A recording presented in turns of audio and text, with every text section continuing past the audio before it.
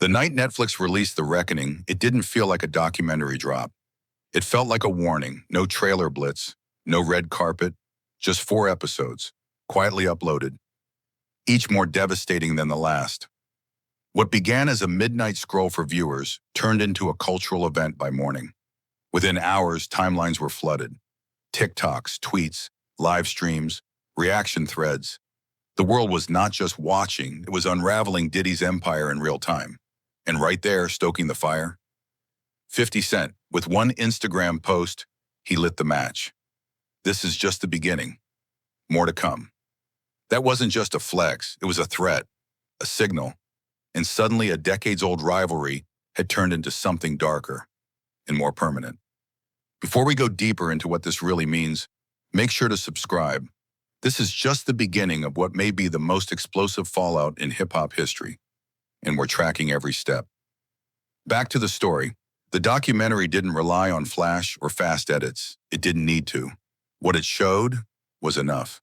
Grainy surveillance footage, black and white court documents, hidden audio recordings, faces blurred out, voices trembling, victims who had stayed silent for years, now speaking through scars. Each episode felt like a reckoning, not just for Diddy, but for an industry that protected him, and for the first time, allegations that once lived in rumor and denial were backed by hard evidence.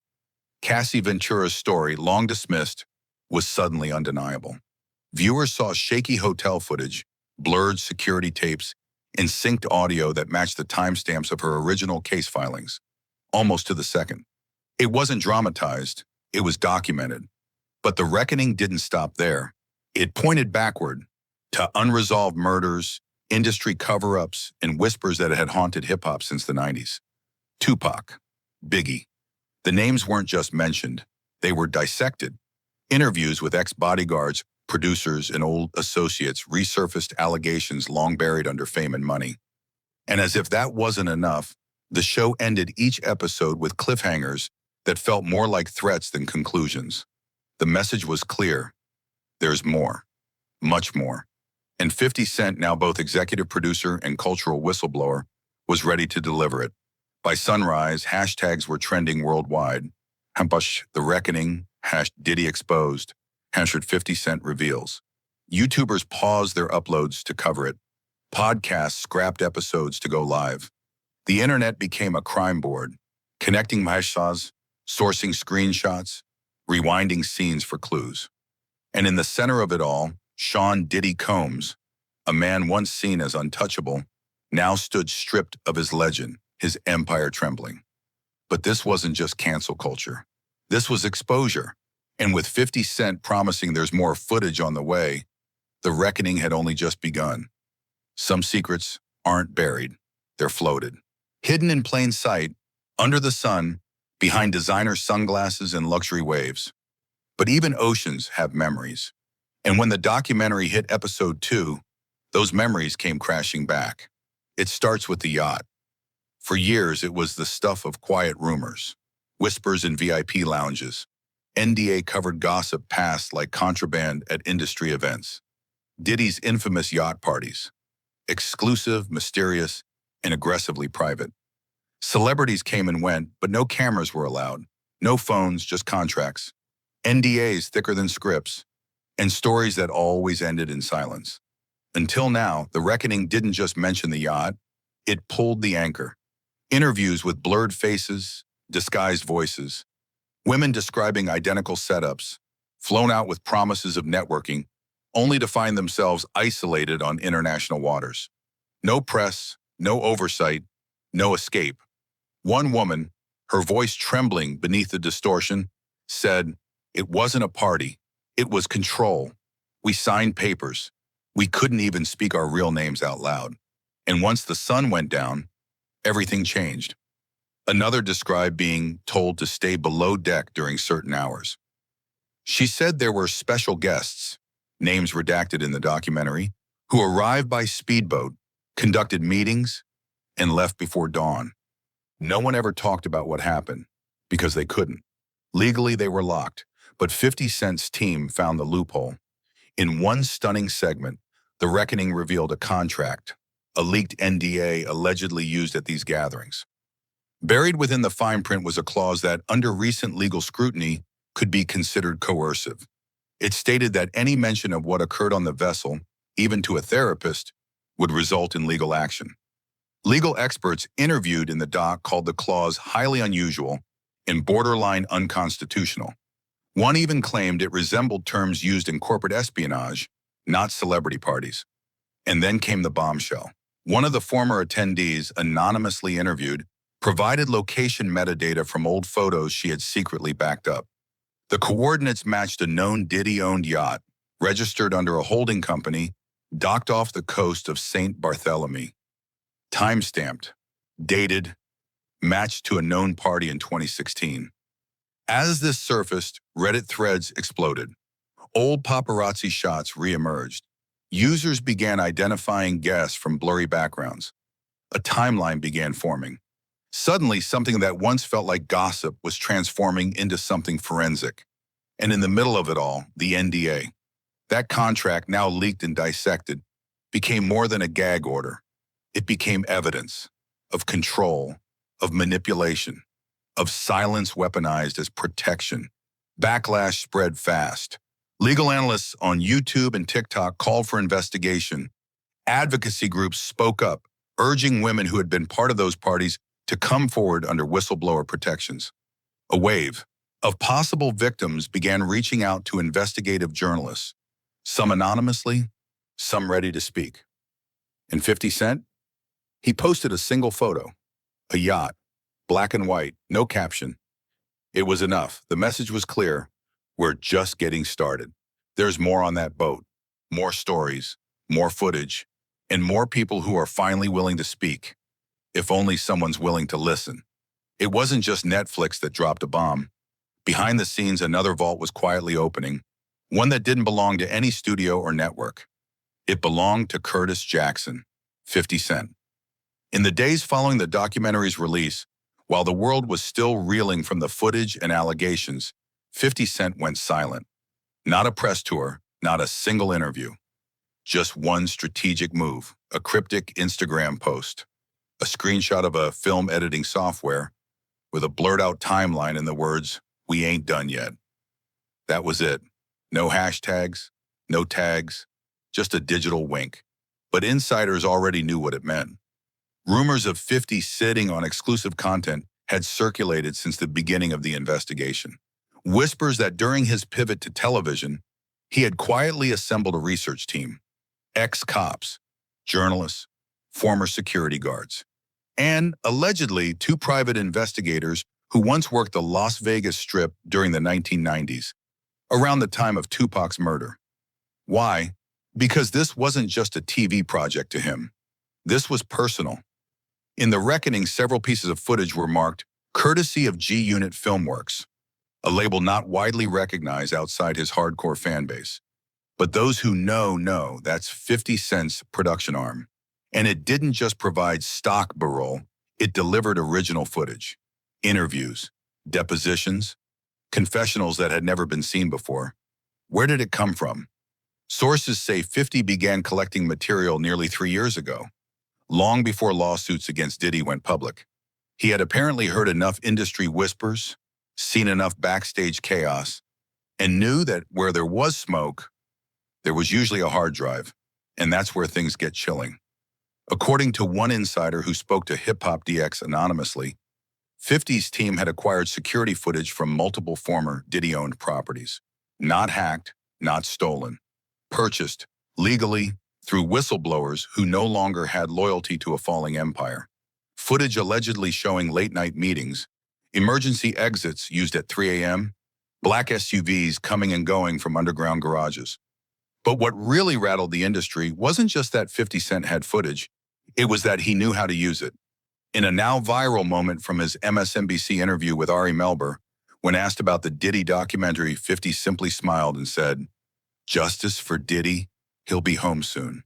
It's not alone." The line confused many, until it didn't, because the word alone started trending. Fans dissected it. Analysts speculated. Was 50 suggesting more people were involved? That others would fall too? That this wasn't the end of the revelations, but just the beginning? Then came the kicker.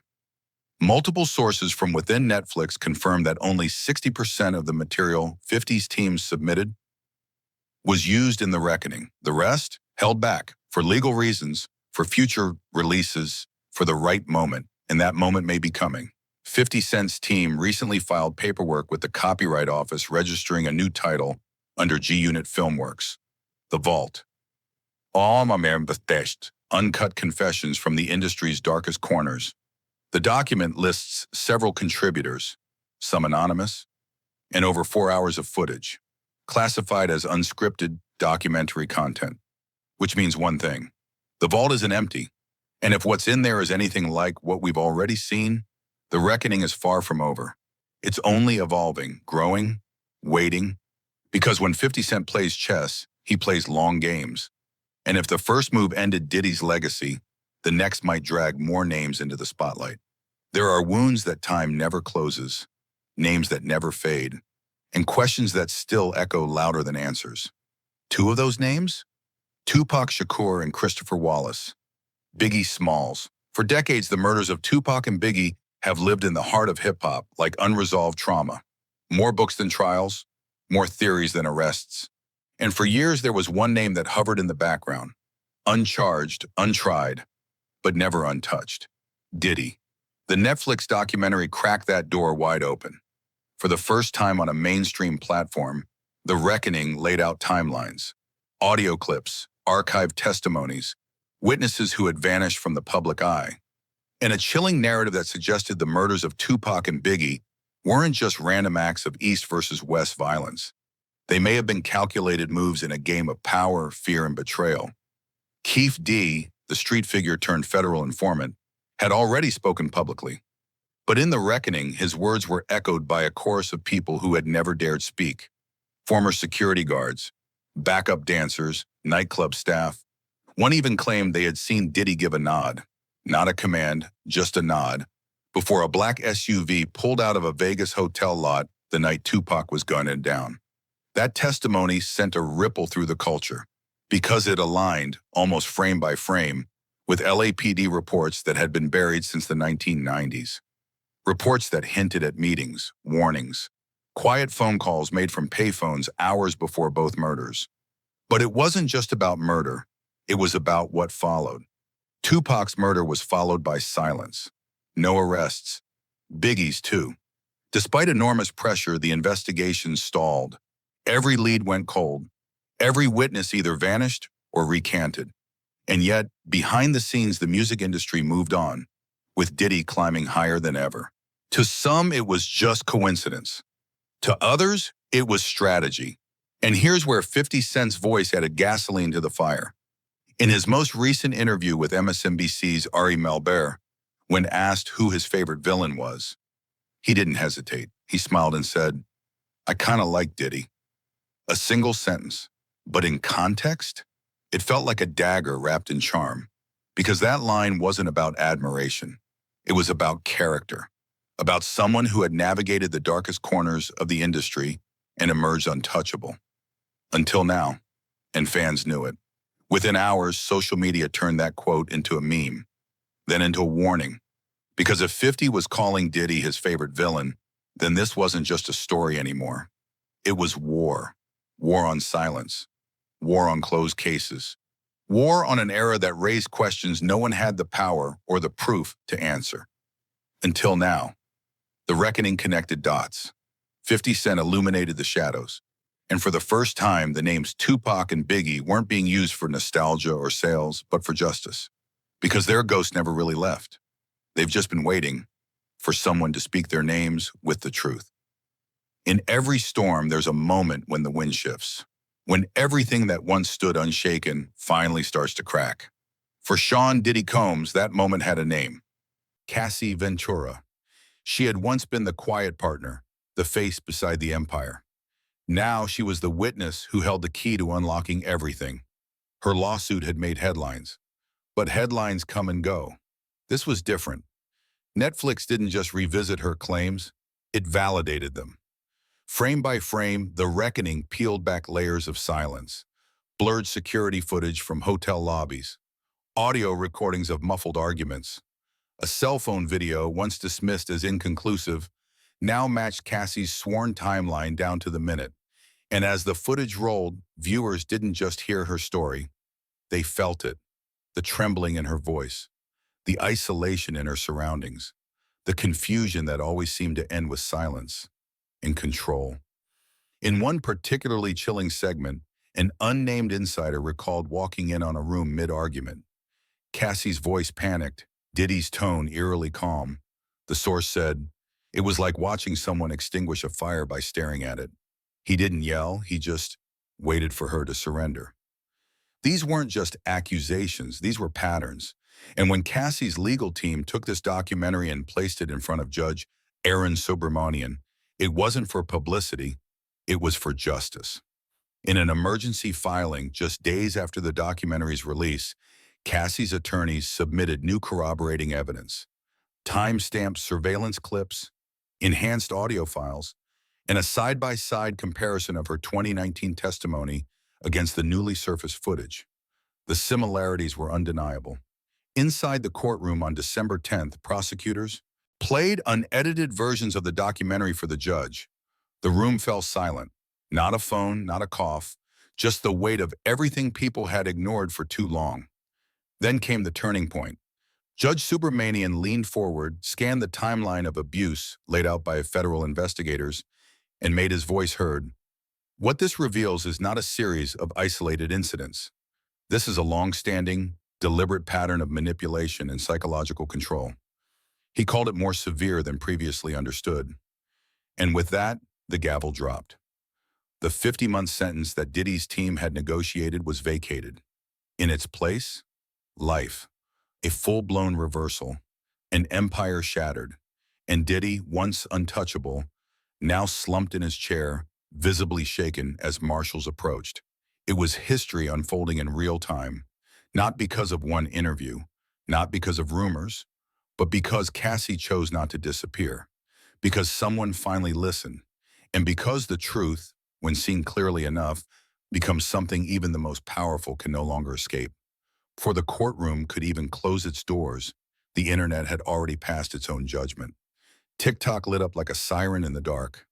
Reaction videos, breakdowns, frame-by-frame analyses. Creators weren't waiting for the mainstream media. They were the media now. Everyone had a theory, everyone had a clue, and for the first time, everyone had a platform loud enough to be heard. One video, just 30 seconds long, racked up 10 million views in 24 hours. A creator pointed to a timestamp in the Netflix documentary and matched it to a blurry nightclub video from 2016.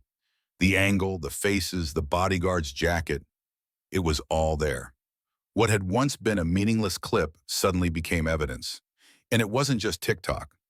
On X, formerly Twitter, threads exploded.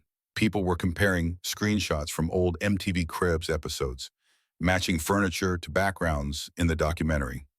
Journalists reposted court transcripts from civil suits once dismissed. Fans unearthed obscure podcast episodes from 2010 where former insiders hinted at something darker, something they were too afraid to say directly. But now they were saying it loudly. Memes turned into manifestos, comments turned into confessions. The court of public opinion had opened, and no one was defending Diddy anymore. Not publicly, not online. Even verified celebrities who once posed for photos with him began quietly removing posts. Fans noticed. Screenshots flew. Comments were edited. Entire timelines scrubbed clean like digital crime scenes. Influencers began resharing old interviews with eerie hindsight. A resurfaced Breakfast Club clip showed Diddy brushing off questions about control and manipulation with a laugh. But now the laughter hit differently. The crowd wasn't laughing anymore. On YouTube, podcasts that usually focused on celebrity gossip were suddenly running emergency panels with criminal lawyers, therapists, and trauma experts. It wasn't clout chasing, it was a reckoning. People wanted answers. They wanted justice. They wanted to understand how it had all been hidden for so long, and how Netflix had exposed it in less than 4 hours. This wasn't just content, it was investigation. It was citizen journalism. It was trauma turned into testimony. Raw, angry, unfiltered. And through it all, One voice kept echoing. 50 Cent. He didn't need a press release. He had Instagram. One post, one sentence. This is just the beginning. It sent shockwaves because if this was only the beginning, what was coming next? The people watching didn't scroll past. They paused. They shared. And for the first time, many of them realized justice wasn't just in the hands of the courts anymore. It was in the hands of everyone holding a phone. For decades, the murder of Tupac Shakur has haunted hip-hop like a ghost that refuses to fade. And now, almost 30 years later, the Netflix documentary didn't just reopen the case, it threw gasoline on the fire. At the center of this firestorm stands one man, Dwayne Keefe D. Davis. Once considered a peripheral figure in the world of West Coast street politics, Keefe D's recent confessions, public, chilling, and almost casual, have reignited every theory, every suspicion, every whisper that had been buried since 1996. In the documentary, a small segment, barely 45 seconds long, sent the internet into a frenzy. Keefe D's name was shown next to archived FBI notes, alongside interviews from former detectives who had long believed that Diddy, not just Suge Knight, may have been deeper in the game than he ever let on. In one of the resurfaced interviews, Keefe D plainly said it. Puff wanted Pac gone. That's how it started. It was more than a theory. It was a trigger. Because if Keefe D was finally under arrest, if investigators had reopened the murder files, and if 50 Cent was teasing unreleased footage in The Reckoning, then that meant one thing. Tupac's ghost had finally come knocking. But it didn't stop there. Biggie Smalls, Christopher Wallace, entered the conversation once again. The East Coast-West Coast feud, long thought to be a media-fueled narrative, was now being reframed. Former bodyguards and retired NYPD officers spoke up in the documentary, suggesting coordinated distractions, delayed radio calls, and pullback orders on nights when violence erupted. Why? Because according to them, someone powerful didn't want those cases solved. Someone protected, someone untouchable. Until now. And in the background of all this stood 50 Cent. He wasn't making direct accusations. He didn't have to. His documentary team simply included the names, the interviews, the clips, and let the world connect the dots. The result? Tupac's name trended again. Biggie's case files were pulled by investigative podcasts. YouTube was flooded with timelines, theories, and emotional tributes. But this time the mood was different. This wasn't about nostalgia. This was about accountability. Because the people who lived through the 90s had grown up, and they wanted answers. And the new generation, armed with AI, TikTok, Google Earth, and a lot of time on their hands, started digging up digital graveyards. Clips from old BET interviews, an awkward red carpet moment, a grainy audio file from a 2003 backstage conversation. Everything was being analyzed, every face, every frame, every silence. Was there a cover-up? Was Diddy more involved than he ever admitted? And was Keefe D's recent arrest, after decades of silence, just the first domino in a chain reaction that could end with someone else in handcuffs, someone with more to lose? As the internet continued to churn, one thing became certain. Tupac's case wasn't cold anymore. It was boiling. And what was once considered a hip-hop tragedy was being recast as a national-level scandal. Because if even a fraction of what Keefe D confessed was true, then The Reckoning had only scratched the surface. The silence was deafening. In the hours following The Reckoning's explosive release, the people closest to Diddy, the producers, artists, label heads, podcast hosts, suddenly vanished from the conversation. There were no tweets, no Instagram statements, no defenses, only ghosts. The mogul who once commanded rooms with a single stare now found himself staring at a screen as his legacy unraveled one clip at a time. And everyone who had once built empires around him, Bad Boy Records, Ciroc deals, Revolt TV, was already stepping back. Lawyers went on record saying they were no longer representing him. Executives canceled upcoming projects. And former collaborators, artists who owed parts of their careers to him, chose their words very, very carefully. Because this wasn't just about allegations anymore. It was about evidence. Clips from The Breakfast Club started quietly disappearing from playlists. Old music videos where Diddy played a central role were temporarily disabled. And behind closed doors, managers scrambled to scrub associations while publicists rehearsed their responses for if or when the press called. But some things couldn't be erased. One former Revolt employee came forward anonymously, revealing that during a past staff meeting, Diddy once boasted about owning the narrative, saying, "They can talk, I control the audio, I control the footage. Nobody moves without my green light." That quote now played like a warning shot, because in the reckoning, the footage was everywhere, and Diddy no longer had the green light. The industry began to fracture, not because people didn't believe the documentary, but because they did. And they'd heard whispers for years, but they stayed silent. Until now. Why TTG? Because if Diddy was going down, who else was next? Ripple effect was already moving across labels and TV studios. Whispers turned into NDAs. NDAs turned into subpoenas. And suddenly producers were being asked, what did you know? And when did you know it? That fear of being looped into the fallout started to change the game. YouTubers began breaking down who was still following Diddy on social media. Entertainment lawyers started TikTok lives analyzing which deals might collapse. And artists began removing songs from their set lists, anything that even smelled of Diddy's influence. Even longtime supporters stayed quiet. Because loyalty in the industry, it only lasts as long as the silence holds. And now silence was no longer an option, especially not after 50 Cent's cryptic Instagram post, a single photo of him watching The Reckoning with the caption, "This just part one, y'all ain't ready for what's next." One sentence, no hashtags, no tags, no music promo, just a cold, calculated signal to the rest of the industry. More was coming, and if the walls were closing in on Diddy, then the house he built and the people who helped build it were about to be under the microscope next. They weren't reporters. They weren't lawyers. They weren't even celebrities. But in the days following The Reckoning's release, it was the internet detectives, TikTok creators, Reddit archivists, and YouTube investigators who picked up where the documentary left off. And what they uncovered shocked even seasoned journalists. Within hours, TikTok was overflowing with split-screen videos. On one side, the Netflix doc.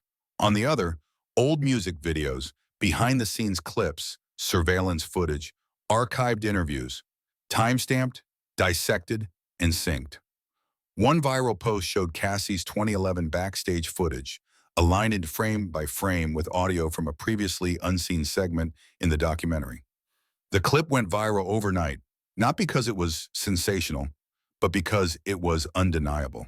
Another user pulled a 2004 radio interview with Diddy where he bragged about running the city and keeping tapes no one else has seen. That audio, once seen as classic bravado, now felt like a confession hiding in plain sight. Reddit threads turned into digital war rooms. People started matching outfits in grainy videos to identify the year. They used metadata tools to confirm when certain leaked clips were filmed. They even cross-referenced police scanner logs with timestamps from the Netflix doc. And then came the Keefe D connection. It started with one name in the credits, a former LAPD detective turned whistleblower. A Redditor linked his testimony to archived audio from a 2008 prison interview with Keefe D, the same man now connected to Tupac's murder investigation. That clip alone reignited a theory that had haunted hip-hop for decades. Was Diddy truly involved in orchestrating Tupac's death? Theories had always existed, whispered at, barbershops, tucked into rap lyrics, referenced in documentaries. But this was different. This time, footage, timestamps, and legal filings were being cross-verified by the public in real time. And with each connection made, another piece of Diddy's carefully built legacy started to collapse. What mainstream media hesitated to say, the internet said loudly. One pinned tweet read, "This isn't just a documentary. This is a murder board." And it was true. YouTubers began mapping connections between Bad Boy Records employees, security guards, and 90s East Coast figures. Redditors uncovered missing gaps in the timeline. TikTokers recreated scenes using old tour footage, proving the consistency of Cassie's claims. And when one former bodyguard posted a cryptic comment under a viral post, y'all have no idea how deep this goes. The internet exploded again. This wasn't fandom, it was forensics. And in the digital age, the crowd never forgets. The reckoning might have opened the door, but the internet detectives, they kicked it off the hinges. It started as a whisper, a single tweet claiming, emergency court hearing scheduled for Diddy, possible life sentence on the table. No official source, no statement from the court, but within minutes it spread like wildfire. TikTok sleuths paired the tweet with a clip from The Reckoning where an anonymous witness hinted he thought he was untouchable, but the tapes don't lie. Reddit investigators added fuel, posting alleged court dockets, encrypted leaks, and even AI-enhanced snippets from past interviews where Diddy's own words now felt like premonitions. And then came 50 Cent. Again. He posted a photo of himself in front of a Netflix billboard, grinning with a caption that simply read, "We just getting started. You thought that was all?" Under it, the hashtag had life sentence energy. The internet lost its mind. Was 50 confirming something? Was another documentary coming? Or was this all a carefully timed play? One thing was certain. Chaos had now reached the courtroom. On December 10th at 9:00 a.m., reporters gathered outside the Southern District of New York. Security was tight. The mood was tense. A sealed hearing was confirmed, but no cameras were allowed. Inside, according to leaks that surfaced hours later, prosecutors brought unedited documentary footage, forensic data, and new testimony directly linked to allegations spanning over 2 decades. And while no official sentence was declared that day, a reporter from Rolling Stone tweeted from the steps of the courthouse, "A shift has happened. Whether public yet or not, this case just changed forever." That same night, MSNBC ran a headline. Sources say life sentence now a possibility. Diddy case escalates. For a man once hailed as a cultural icon, it was the kind of headline reserved for war criminals, not record producers. But in this case, the lines were blurred because the reckoning didn't just expose personal sins. It unveiled a system of protection, of power, of money shielding truth. And now that shield was gone. Bloggers posted leaked letters from Cassie's legal team, demanding a sentence that matches the gravity of documented abuse. Influencers posted montage edits titled, "From Champagne to Chains." AI-generated clips showed Diddy in an orange jumpsuit, not for satire, but as speculation. People didn't just want consequences, they wanted closure. And 50 Cent, he remained quiet until one final Instagram post. Part 2 drops when they make it official. Don't blink. The music stopped, literally and figuratively. Just 24 hours after the court leaks, Diddy's entire brand portfolio began to disintegrate.